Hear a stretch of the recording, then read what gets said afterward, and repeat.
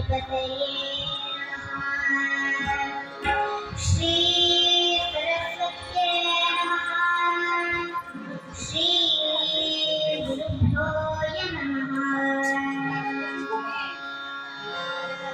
वक्रतुण्ड महाकाय सूर्यकोटि समप्रभा निर्विघ्नं कुरु मे देव सर्वकार्येषु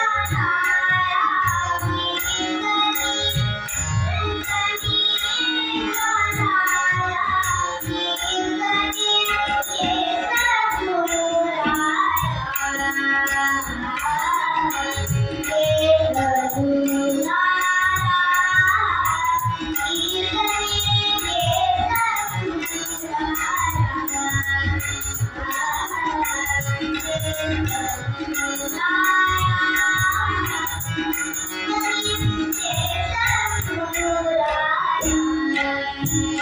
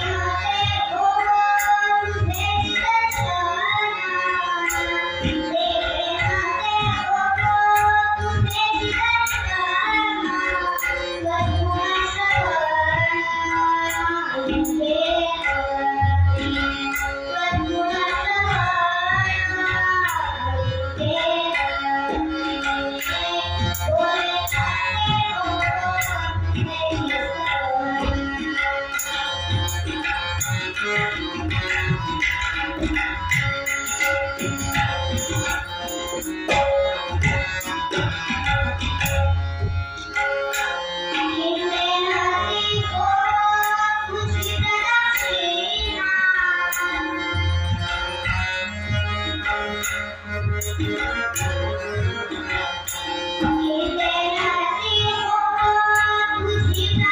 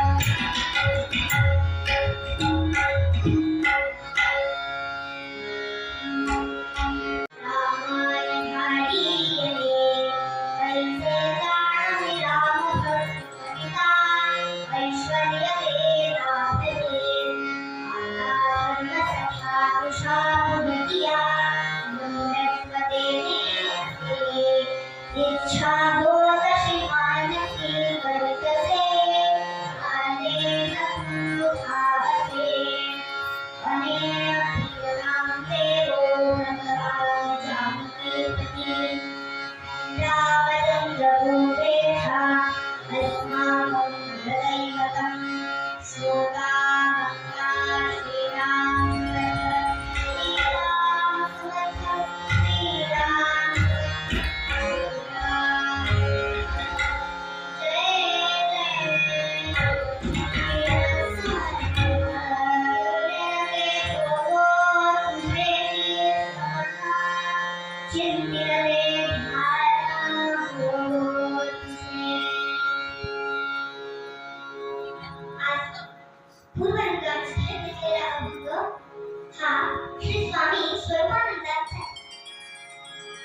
विशेषत्वाने सांगायचं तर आपल्या रत्नागिरीतील पावस येथील अतिशय कठीणसा वेदांत नित्य आचरण करण्यास आणि समजण्यास अतिशय कठीण परंतु रोजच्या जीवनात सोपा असा सोहम जपाचा मंत्र त्यांनी सामान्यांना दिला आणि रामकृष्ण हरी हा मंत्र जप दिला व भगवत प्राप्तीचा मार्ग स्वतःही आचरून दाखवला. आजच्या या कीर्तनरूपी सेवेसाठी उपस्थित सर्व श्रोत्यांच्या हृदयस्थ परमात्म्याला वंदन करते आणि निरूपणाला सुरुवात करते.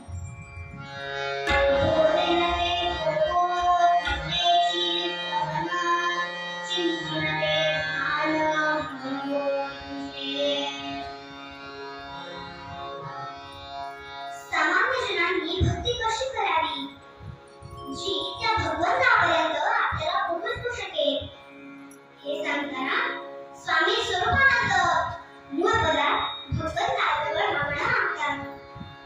माझ्याकडून घडणाऱ्या प्रत्येक कर्मात भगवंता तुझंच मन असो मग ते बोलणे असो चालणे असो फिरणे असो भोजन असो वा अगदी मी करत असलेला कुठलाही व्यापार व्यवहार असो ही सर्व त्या ईश्वराची पूजा या स्वरूपात घडते. पण हा प्रवास काही साधा आणि सहज साध्य नाही परंतु अशक्य नाही. अहो हाच तर भेद आहे आपल्यामध्ये आणि संतांमध्ये. आपण रोज नित्य नियमानं देवाची पूजा करतो पण ती पूजा झाल्यानंतर त्याच्याकडे काय बरं मागतो की आज मला परीक्षेत पास कर, मला लवकरात लवकर मोबाईल मिळू दे, मला राहायला मस्त हवेशीर घर नवे नवे बंगलात मिळू दे, आज जेवायला श्रीखंड पुरीचा बेत असू दे, रोज पंचपक्वान्नांचं जेवण मिळू दे. पण विचार करा देवानं हे सगळं जरी आपल्याला दिलं तरी आपलं समाधान किती काळ टिकतं बरं? 4 दिवस 8 दिवस 10 फार तर 2-3 महिने पुन्हा हेच गाडी बंद पडली, घर दुसरीला आलंय, परत नवीन परीक्षा आहे आणि डॉक्टरांनी सांगितलंय त्याच्या वाट्याला जाऊ नका. जय जय रघुवीर समर्थ. तेव्हा आपण जे भगवंताजवळ मागतोय ते फक्त व्यवहारिक आणि विषयांचं सुख मागतो. विषयांचं सुख मागतो पण संत मात्र भगवंताजवळ त्याला सांगून घेतात.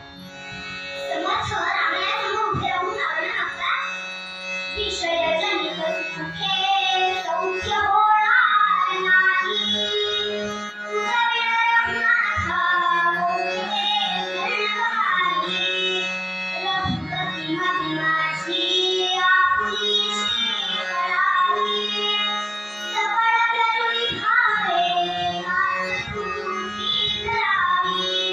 जय जय रघुवीर सर्व काही त्यागून भगवंता तुझीच भक्ती करण्याची बुद्धी मला प्राप्त व्हावी, किंबहुना तुझ्याकडे मागण्याची बुद्धीच नाशी व्हावी. अहो हीच तर संतांची ओळख आहे. संत भगवंताजवळ त्यालाच मागून घेतात आणि म्हणून स्वामी स्वरूपानंद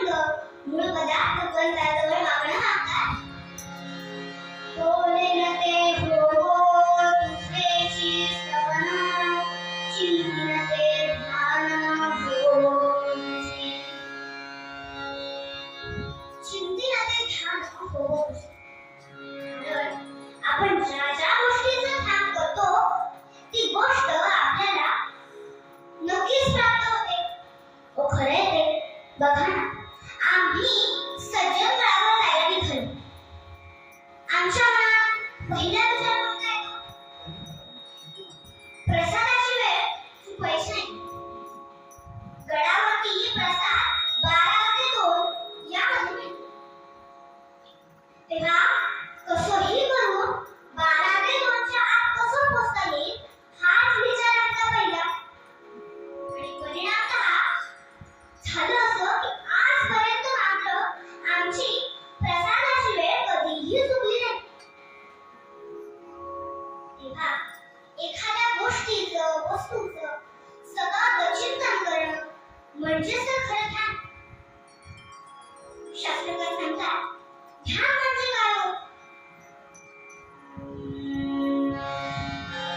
ध्यानं नाम शब्दादिभ्यः विषयेभ्यः श्रोत्रादिकरणानि मनसि परिभूतं मनश्च प्रत्येकैकरी एकाग्रतया यच्चिन्तनं तद्ध्यानम्. म्हणजे शब्द, रस, रूप, गंध आणि स्पर्श हे 5 विषय आणि कान, नाक, डोळे, जीभ, त्वचा ही 5 ज्ञानेंद्रिये यांच्या साह्याने प्रत्येक मनुष्याच्या ठिकाणी तो भगवंताची कल्पना करून सतत त्याच्याच नामस्मरणात राहणं म्हणजेच खरं ध्यान. आणि असं हे ध्यान केल्यानं काय फल प्राप्त होतं? ज्याची फलप्राप्ती वामन पंडितांनी आपल्या श्लोकातून सांगितली. वामन पंडित म्हणतात सुयोग्य ध्याने मन शुद्ध होते. सुयोग्य ध्यानानं मन शुद्ध होतं. सुयोग्य ध्याने बुद्धी होते. सुयोग्य ध्यानानं बुद्धी स्थिर राहते. सुयोग्य ध्याने अघ नष्ट होते. सुयोगी ध्यानाने अघ म्हणजे संकट दूर होतात. आणि अखेरीस सुयोग्य ध्यानाने परिप्राप्ती होते.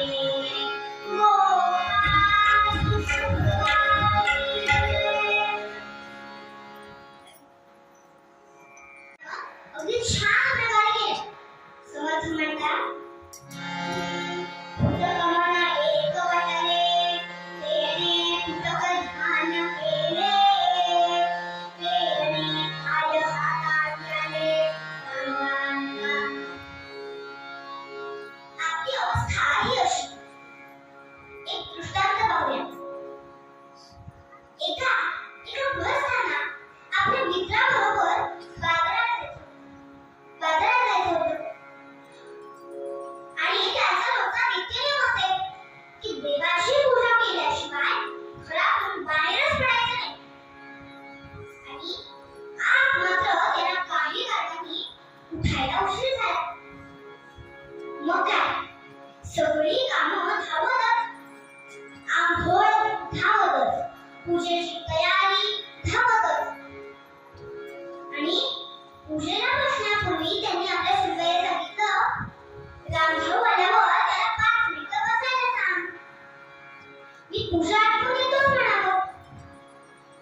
पण हे काही त्या सुनबाईला स्पष्ट ऐकलं नाही. इकडे हे पूजेला बसले. हो, रोज वेदोक्त 8-10 पळ्याने वापरण्याची आंघोळ असेल. आज 4-5 वेळा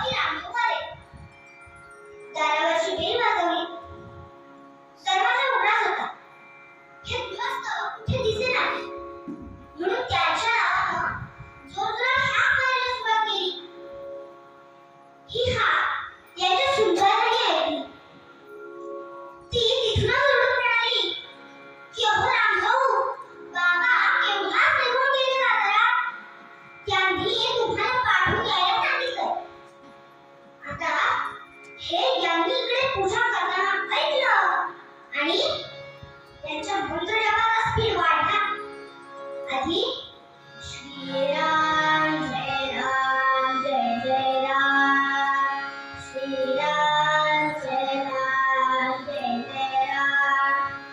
आणि हे सुनेचे शब्द कानावर ऐकले मात्र आणि श्रीराम जय राम जय जय राम, श्रीराम जय राम जय जय राम, श्रीराम जय राम जय जय राम. तेव्हा मला सांगा, असं सुयोग गीत आहे का भगवंताचं? अशी भक्ती कोणी केली हो भगवंताची की ज्याच्या एका हाकेसाठी भगवंत स्वतः एका हाकेत धावून आले. भक्त प्रल्हादाची गोष्ट आपल्याला माहीतच असते. वडील हिरण्यकश्यपू आणि आई कयाधू. वडिलांनी विष्णूच्या नामस्मरणाला राज्यात बंदी घातली. अनेक कठोर बंधनं ठेवली, पण तरी देखील प्रल्हादाला मात्र विष्णूची भक्ती करणं काही सोडलं नाही. आणि अखेरीस हिरण्यकश्यपूने त्याला विचारलं की या खांबात आहे का तुला नारायण?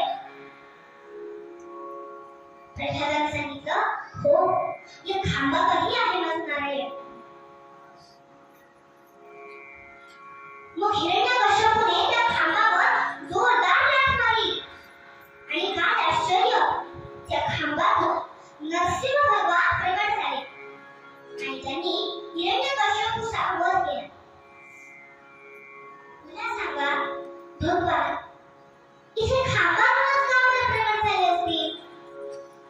कारण प्रल्हादाने केलेली त्या विष्णूची नारायणाची अनंत देवाण होती.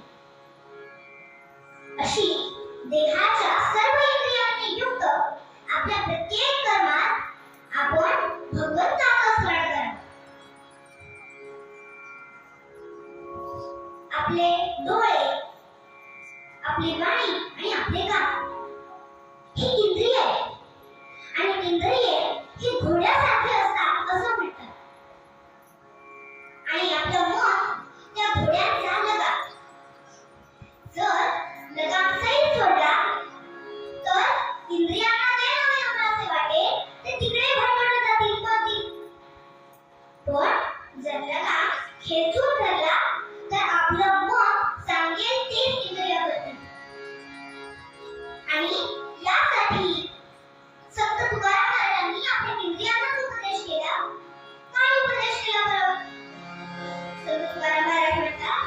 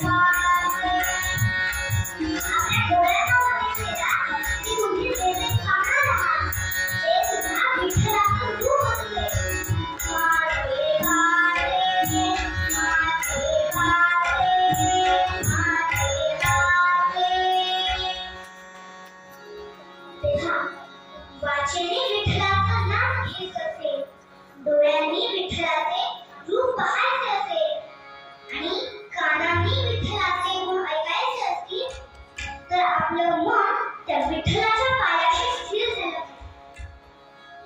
ते सुद्धा जमेल तेव्हा अंतर कबीर पाहू असं नाही, धावत जाऊन त्या विठ्ठलाच्या पायाशी स्थिर झालं पाहिजे. आणि अशी अनन्यतेनं भक्ती करण्यासाठी शास्त्रामध्ये 9 विविध मार्ग सांगितलेले आहेत. त्याला नवविध भक्ती असं म्हणतात. शास्त्रवचनामध्ये भक्त प्रधानाच्या मुखी एक श्लोक येतो.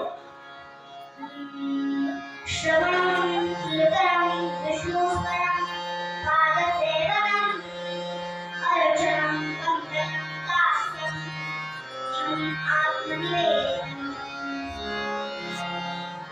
श्रवण, कीर्तन, विष्णुस्मरण, पादसेवन, अर्चन, वंदन, दास्यम, संख्यम आणि आत्मनिवेदन या 9 पैकी कोणत्याही एका पायरीवरून भगवंताची अनन्यतेनं भक्ती केली की आपल्याला त्या भगवंताची प्राप्ती नक्कीच होईल असं शास्त्रात वर्णन येतं. त्यातही सर्वसामान्यांना सहज शक्य होईल असा मार्ग म्हणजे नामस्मरण भक्तीचा. आपल्या दैनंदिन कर्मात मुखानं भगवंताचं नाम घेतलं, मनात भगवंताचं चिंतन केलं की देखील आपण भगवंताचे निश्चितच प्रिय होतो. तेव्हा आपणही या रघुनंदनाचं थोडा वेळ नाम घेऊया. सर्वांनी कान बसा, मुखात मोठ्यानं रघुपती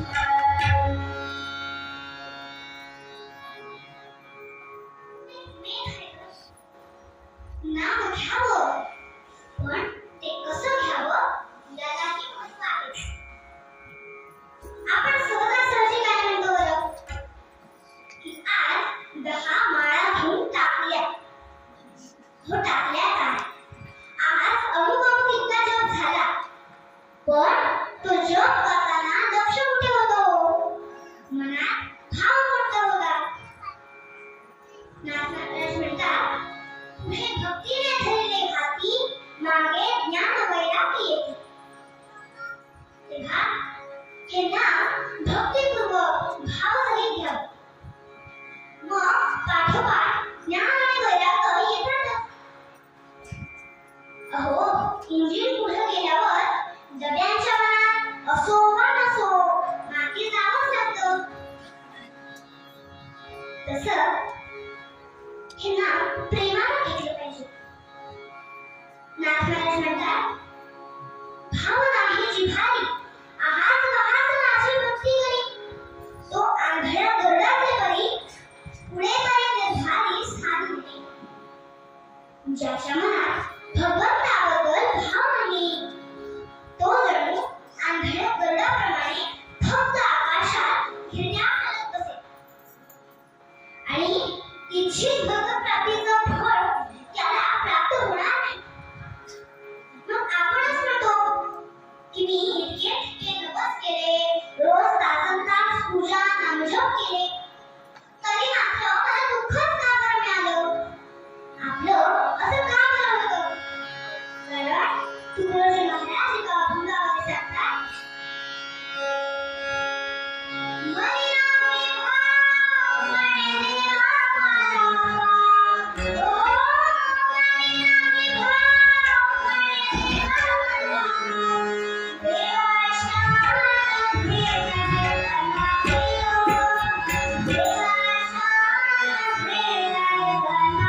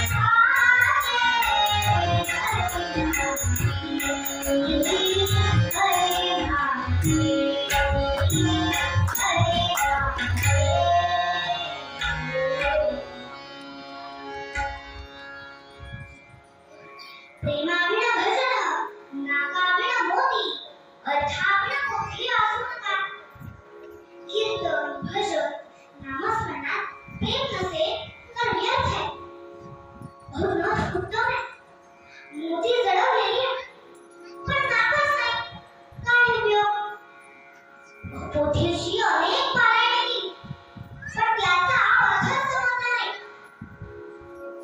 तेव्हा अत्यंत मनोभावे आपल्या प्रत्येक कर्मात आपण भगवंताचं स्मरण करावं, म्हणजे आपल्या